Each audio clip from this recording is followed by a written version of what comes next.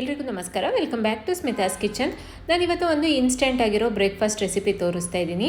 ಅಕ್ಕಿ ನೆನೆಸೋದು ಬೇಡ, ಉದ್ದಿನ ಬೇಳೆ ನೆನೆಸೋದು ಬೇಡ, ಅಥವಾ ದೋಸೆ ಏನಾದ್ರು ನಿಮಗೆ ಸಡನ್ನಾಗಿ ತಿನ್ನಬೇಕು ಅನಿಸಿದ್ರೆ, ಅಥವಾ ಬೆಳಗಿನ ಬ್ರೇಕ್ಫಾಸ್ಟಿಗಾಗಿರ್ಬೋದು, ಸಂಜೆ ಸ್ನ್ಯಾಕ್ಸಿಗಾಗಿರ್ಬೋದು, ತುಂಬಾ ದಿಢೀರಂಗೆ ಮಾಡ್ಕೊಳ್ಬೋದು. ಟೇಸ್ಟ್ ಕೂಡ ಅಷ್ಟೇ ಚೆನ್ನಾಗಿರುತ್ತೆ.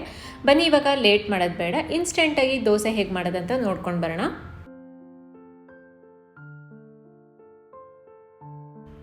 ಮೊದಲಿಗೆ ನಾನಿಲ್ಲಿ ಒಂದು ಮಿಕ್ಸರ್ ಜಾರಿಗೆ ಒಂದು ಅರ್ಧ ಕಪ್ಪಿನಷ್ಟು ಚಿರೋಟಿ ರವೆ ತೊಗೊಂಡಿದ್ದೀನಿ. ಸಜ್ಜಿಗೆ ಮಾಡ್ತಾರಲ್ಲ ಆ ರವೆನ ತೊಗೊಂಡಿದ್ದೀನಿ. ಚಿಕ್ಕ ರವೆನ ತೊಗೊಳ್ಬೇಕು. ಆದಷ್ಟು ಇದನ್ನು ಪೌಡರ್ ಮಾಡ್ಕೊಳ್ಬೇಕು, ನುಣ್ಣಗೆ ಪುಡಿ ಮಾಡ್ಕೊಳ್ಬೇಕು. ನೀವು ಎಷ್ಟು ನುಣ್ಣಗೆ ಪುಡಿ ಮಾಡ್ಕೋತೀರೋ ಅಷ್ಟು ಚೆನ್ನಾಗಿ ನಿಮಗೆ ದೋಸೆ ಎದ್ದೇಳುತ್ತೆ. ಇಲ್ಲಾಂದರೆ ಏನಾಗುತ್ತೆ, ತವಾನ ಹಿಡ್ಕೊಳ್ಳುತ್ತೆ, ದೋಸೆ ಎದ್ದೇಳೋದಿಲ್ಲ ಸರಿಯಾಗಿ.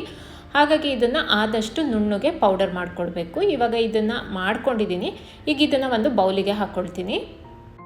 ನಾನು ಹಾಕೋ ಎಲ್ಲ ಕನ್ಸಿಸ್ಟೆನ್ಸಿ ಒಂದು 7 ರಿಂದ 8 ದೋಸೆ ಆಗುತ್ತೆ. ನೀವು ಕನ್ಸಿಸ್ಟೆನ್ಸಿ ನೋಡಿಕೊಂಡು ಎಲ್ಲ ಸಾಮಗ್ರಿಗಳನ್ನು ಸೇರಿಸ್ಕೊಳ್ಳಿ. ಹಾಗೆ ಇದಕ್ಕೆ ಒಂದು 3/4 ಕಪ್ಪಿನಷ್ಟು ಅಕ್ಕಿ ಹಿಟ್ಟನ್ನು ಸಾಣಿಸ್ಕೊಂಡು ಹಾಕ್ಕೊಂಡಿದ್ದೀನಿ. ನಂತರ ಇದಕ್ಕೆ ಮೊಸರನ್ನ ಸೇರಿಸ್ಕೊಳ್ಳೋಣ. ಇದು ಹುಳಿಗೋಸ್ಕರ ಸೇರಿಸ್ಕೊಳ್ತಾ ಇದ್ದೀನಿ. ನಾನಿಲ್ಲಿ ಹುಳಿ ಮೊಸರನ್ನೇ ತೊಗೊಂಡಿರೋದ್ರಿಂದ ಮತ್ತು ಯಾವುದೇ ರೀತಿ ಸೋಡಾ ಪುಡಿ ಆಗಲಿ ಇನೋ ಪೌಡರ್ ಆಗಲಿ ಹಾಕೋದಿಲ್ಲ. ನೀವೇನಾದ್ರು ಸಿಹಿ ಮೊಸರು ತೊಗೊಳ್ಳೋದಾದರೆ ಇನ್ಸ್ಟೆಂಟಾಗಿ ಮಾಡ್ಕೊಳ್ಳೋದ್ರಿಂದ ಸೋಡಾ ಪುಡಿನ ಹಾಕ್ಕೊಳ್ಬೇಕಾಗುತ್ತೆ, ಇಲ್ಲ ಇನೋ ಪೌಡರ್ನ ಹಾಕ್ಕೊಳ್ಬೇಕಾಗುತ್ತೆ. ಹುಳಿ ಮೊಸರು ಹಾಕಿದ್ರೆ ಏನೋ ಅದು ಹಾಕೋದು ಬೇಡ. ಹಾಗೆ ರುಚಿಗೆ ತಕ್ಕಷ್ಟು ಉಪ್ಪು ಮತ್ತು ಸ್ವಲ್ಪ ನೀರನ್ನು ಸೇರಿಸಿ ಸ್ವಲ್ಪನೂ ಗಂಟಿಲ್ಲದೆ ಇರೋ ರೀತಿ ಚೆನ್ನಾಗಿ ಮಿಕ್ಸ್ ಮಾಡ್ಕೊಳ್ಬೇಕು. ಮಾಮೂಲಿ ದೋಸೆ ಹಿಟ್ಟಿನ ಹದದಲ್ಲೇ ಕಲಿಸ್ಕೊಳ್ಬೇಕು. ಒಂದೇ ಸರಿ ನೀರು ಹಾಕ್ಕೊಂಡು ಬಿಡಬೇಡಿ, ಇಲ್ಲಾಂದರೆ ಅದು ಕನ್ಸಿಸ್ಟೆನ್ಸಿ ಗೊತ್ತಾಗೋದಿಲ್ಲ. ಈ ರೀತಿ ಸ್ವಲ್ಪ ನೀರನ್ನು ಹಾಕಿ ಪೂರ್ತಿ ಗಂಟು ಹೊಡ್ಕೊಂಡು ದೋಸೆ ಹಿಟ್ಟಿನ ಹದದಲ್ಲೇ ಇದನ್ನು ಕೂಡ ರೆಡಿ ಮಾಡ್ಕೊಳ್ಳೋಣ. ತುಂಬ ತೆಳುಗೂ ಮಾಡ್ಕೋಬಾರ್ದು, ತುಂಬ ಗಟ್ಟಿಗೂ ಮಾಡ್ಕೊಳ್ಬಾರ್ದು. ಮೀಡಿಯಮ್ ಕನ್ಸಿಸ್ಟೆನ್ಸಿಲಿ ಹಿಟ್ಟನ್ನೆಲ್ಲ ಚೆನ್ನಾಗಿ ಕಲಿಸ್ಕೊಳ್ಳೋಣ. ನೋಡಿ, ಇಲ್ಲಿ ಯಾವುದೇ ರೀತಿ ಗಂಟಿಲ್ಲ, ಈ ರೀತಿ ಗಂಟಿಲ್ಲದೆ ಇರೋ ರೀತಿ ಚೆನ್ನಾಗಿ ಮಿಕ್ಸ್ ಮಾಡಬೇಕು. ಇವಾಗ ಇದು ಮಿಕ್ಸ್ ಆಗಿದೆ. ಈ ಹದದಲ್ಲಿ ನಾನು ಹಿಟ್ಟನ್ನು ರೆಡಿ ಮಾಡ್ಕೊಂಡಿದ್ದೀನಿ.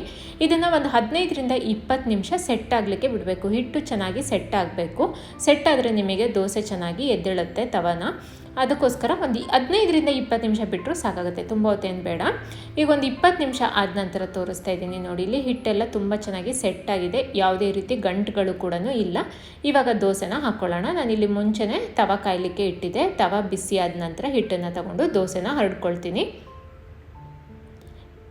ನೀವು ಯಾವ ಸೈಜಲ್ಲಿ ಬೇಕಾದ್ರೂ ದೋಸೆನ ಹಾಕ್ಕೊಳ್ಳಿ. ನೀವೇನಾದ್ರು ಕಬ್ಬಣದ ತವದಲ್ಲಿ ಮಾಡ್ಕೊಳ್ಳೋದಾದರೆ ಸ್ವಲ್ಪ ಎಣ್ಣೆ ಹಾಕಿಬಿಟ್ಟು ಈರುಳ್ಳಿನ ಕಟ್ ಮಾಡಿ ಈರುಳ್ಳಿಲಿ ಉಜ್ಜಬೇಕು ತವನ, ಆವಾಗ ನಿಮಗೆ ದೋಸೆ ಎದ್ದೇಳುತ್ತೆ.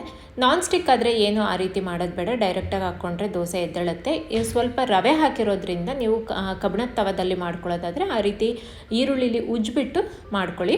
ನೋಡಿ, ಇಲ್ಲಿ ಒಂದು 2 ನಿಮಿಷ ದೋಸೆನ ಚೆನ್ನಾಗಿ ಮೀಡಿಯಮ್ ಫ್ಲೇಮಲ್ಲಿ ಇಟ್ಕೊಂಡು ಬೇಯಿಸ್ಕೊಂಡಿದ್ದೀನಿ. ಮಧ್ಯದಲ್ಲಿ ಸ್ವಲ್ಪ ಎಣ್ಣೆ ಅಥವಾ ತುಪ್ಪನ ಹಾಕ್ಕೊಳ್ಳಿ, ಚೆನ್ನಾಗಿರುತ್ತೆ. ಒಂದು ಸೈಡ್ ಅಷ್ಟೇ ಬೇಯಿಸ್ಕೊಂಡಿದ್ದೀನಿ ನಾನು. ಇವಾಗ ಇನ್ಸ್ಟೆಂಟಾಗಿ ಚೆನ್ನಾಗಿ ಕ್ರಿಸ್ಪಿಯಾಗಿರೋ ದೋಸೆ ನಮಗೆ ರೆಡಿಯಾಗಿದೆ.